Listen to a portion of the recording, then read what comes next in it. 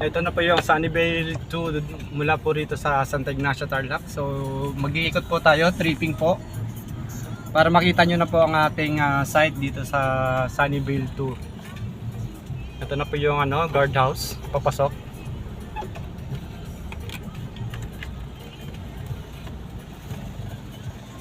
Ayun si Kuyang guard.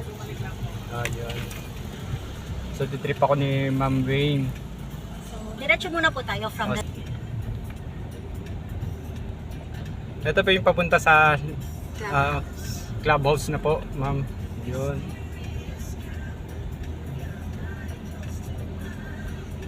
Mga ilang lapad po nung natin 12 meters po. 12 meters po siya yung For lapad. socialized housing po natin or project. Ito po, malawak na po ito. Oh, yun. Oh. So, pwede yung dalawang sasakyan na maski magsalubungan kayo, pwede. At ito naman po yung clubhouse. Ito na po ba yung clubhouse natin, Yes, ma'am? Okay, ito na po yung clubhouse natin, mga kaibigan, mga madam sir. Yun, so ano pa lang siya? Inaayos Prepare. Opo. Bali po, meron po tayong dalawang part niyan. Meron po tayo pang isang office saka pang isang gym.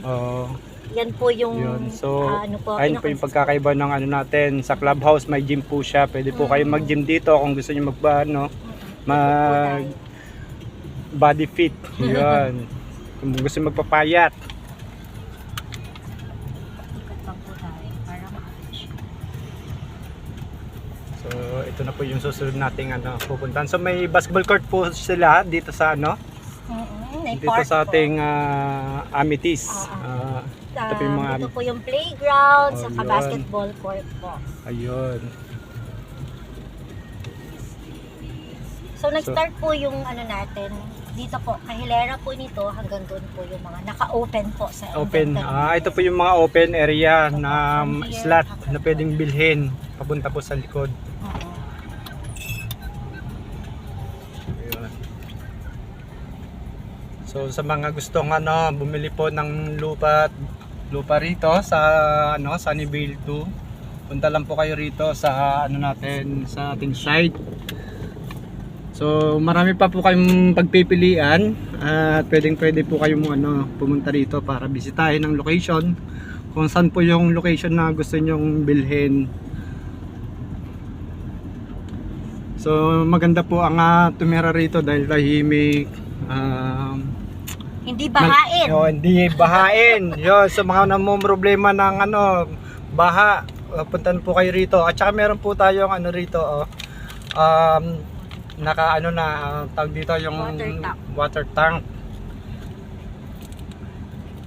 So kaya niya po supplyan ng buong community po.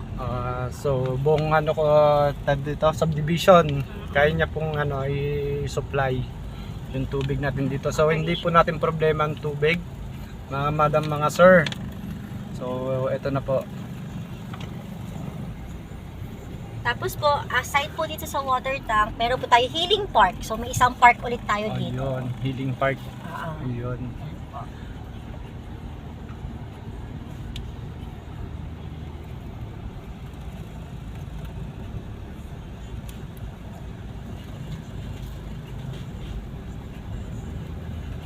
So sa mga sukat po ng natin ng lupa na mabibili, na lang po natin sa mga susunod nating pag-upload ng video. Isa rin po may park. So park din pala po to, mga madam, mga sir. Pwede po kayo rito para magpahinga at mag-relax.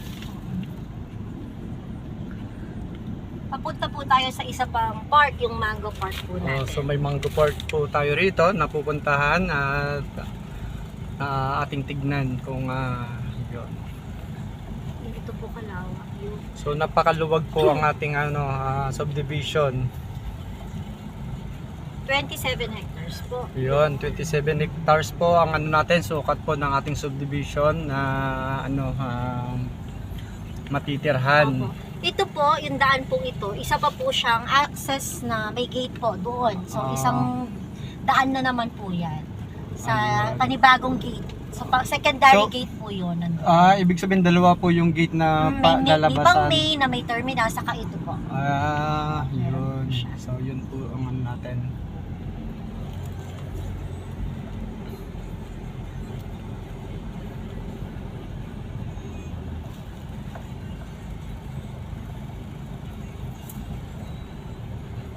Ito po yung Mango Park. So, meron po tayong ano ba yun, hanging bridge ba yun, ma'am? Or anong tawag dun sa ano na yun? Bridge po siya. Ano? Para po makita po yung sinasabi nila na scenery.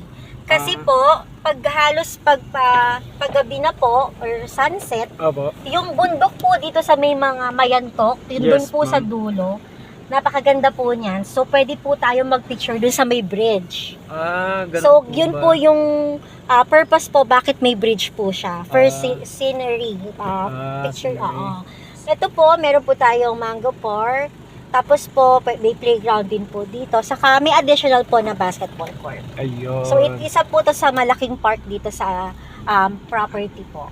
Ayun. Sa project na. So, napakaganda po. Marami po tayong mapaglilibangan dito. Kung gusto po nating mag-relax. Ito pa yung basketball court. Dalawa po yan. Magkabilaan po. May court din sa kabila, oh.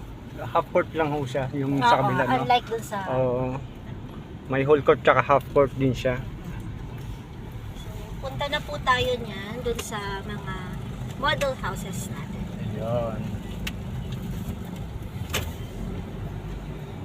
Makikita rin po kung anong block na po para makapili po. So, ito po yung Block 51. So, Block 51 na po tayo, mga lods. So, ilang block po lahat ng ano natin dito sa properties na to? Nasa more than 60 plus po eh. Dito po sa bandang, dito po sa may mango po yung ano natin.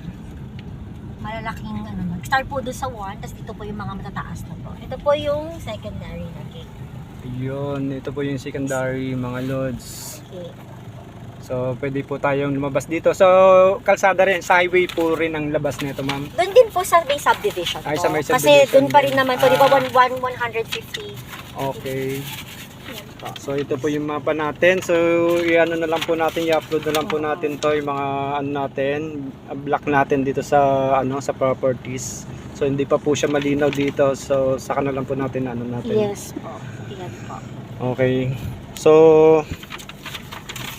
Parang alam okay. na. At ito po si Ma'am Wayne, kasama ko po siya. Hello po! Kasama ko po siyang pupunta doon sa model house natin.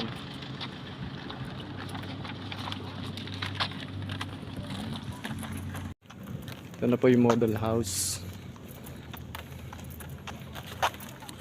So, mga buyer po ito mga to, ma'am. May buyer, may seller po. May seller. Ayun.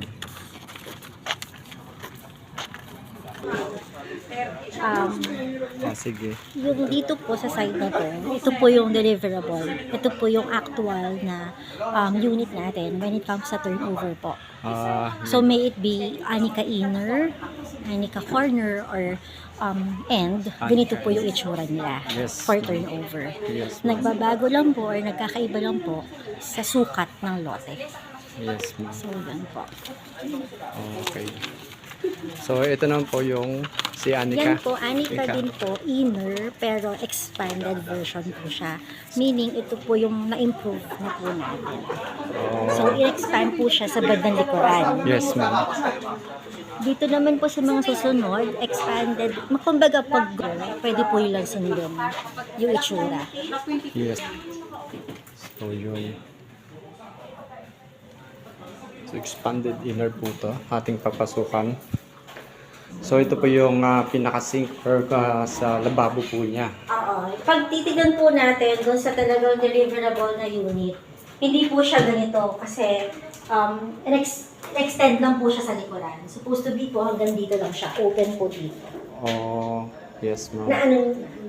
Kumbaga po, suggestion lang po to. At meron din naman po silang toilet dito. At ito po yung ano, yung papunta po sa taas, hagdanan. Ito po. Pasyalan po natin ang ano natin, ang housing, yung.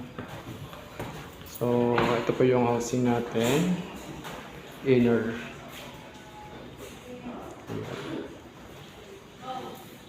Dito po siya kaluwag. So, pag i-turn over na po yung bahay sa inyo, ganito na po ang itsura. So, kayo na po bahala maglagay ng design, gamit, kung anong gamit po gusto nyo ilagay.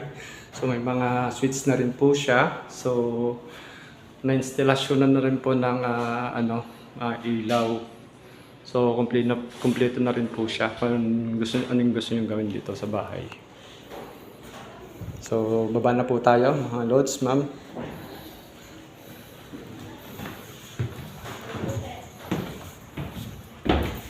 Punta po tayo, sir. 3-way na chamber po for the second. Oh, yun, 3-way na chamber. Yun. Okay lang po. Yan, doctor po. Sa kanya. So, ito yung expanded sa likod, expanded din po sa harapan. Nasa taas. Sa taas din, expanded din po siya. Ay, hindi mo pa gusto, sir, na dalawa kayo sa papel? So, yan. Tignan natin ulit kung ano yung pagkakaiba. Dalawa naman kayo sa pasi. Pero yun Yun. So, ito, kanina, open na open. So, ito may mga ano na po siya. May division na po siya. So, expanded talaga. So, ayun yung pagkakaiba, oh. So, maganda naman po yung suggestion kung sakali ito yung makuha nyo, bahay, ganito. Mas maluwag, mas maraming, magiging bisita nyo. Kung maano kayo sa bisita, pwede po rito. May tutulungan po yung mga bisita nyo. Kung gusto nyo magsama-sama ng ilang sandali. Yun. Yun. So, maliban po doon, kung kayo may may mga anak na yun, may mga kwarto na pwedeng panlalagyan. Yun, may mga room na sila kung pwedeng magsaksak ng ng electric fan, television, yun. Meron na po siya, dalawa rito. Tsaka may bintana rin po siya. Yun, kitang-kita mo sa labas. Yun. At meron din po siyang rito. Yun. Ito na po yung hagdanan pababa. At ito po yung bintana. So, nakita niyo na po yung pagkakaiba ng expanded sa labas, tsaka sa likod, tsaka sa taas, ganun din po siya. So, mas maganda po pag nakapag-expand po kayo sa taas. Ito po sa inyo for the price of 850,000 na list price po. Pwede na po tayo makapagpa-reserve 5,000 pesos. Tapos po, ang monthly po niya, payable in 24 months po, ang down payment 10%, nasa 3,688. Mas mahal pa po ang sapatos sa ngayon. Ngayon, meron ka lang investment. Ayan. Wait lang. Suggestions! So, ito po yung suggested na housing lot. So, ano po siya? Anika end. So, napakaluwag po siya. At yun, pwede pong mag-ano ng sakyan. Yun. Ito po si Ma'am Wing. So, ang luwag-luwag po nito kung sa corner po yung yung napili yung area. Ganito po kaluwag. Opo, dahil po ang lot area po niya, magiging 66 square meters po. Ito. Kapag sa end unit, kapag po sa corner unit, magiging 82. So, malaki po yung pwedeng expand po. Yun, kitang-kita nyo naman po yung pagkakaiba, mga loads, ma'am. Yung natin. Oo. So, meron din po siya rito. Kung gusto nyo ang gusto nyo ilagay rito, pwede rin po. Dito po yung sink. Yes po. Bali, ang pagkakaiba po, kapag pa end and corner units po, tiled kitchen countertop na po. Ibig sabihin, naka-tiles na po yan. Yun. Tapos po, steel door na rin po ang gagamitin for the mga doors po natin. Yes. Yan po.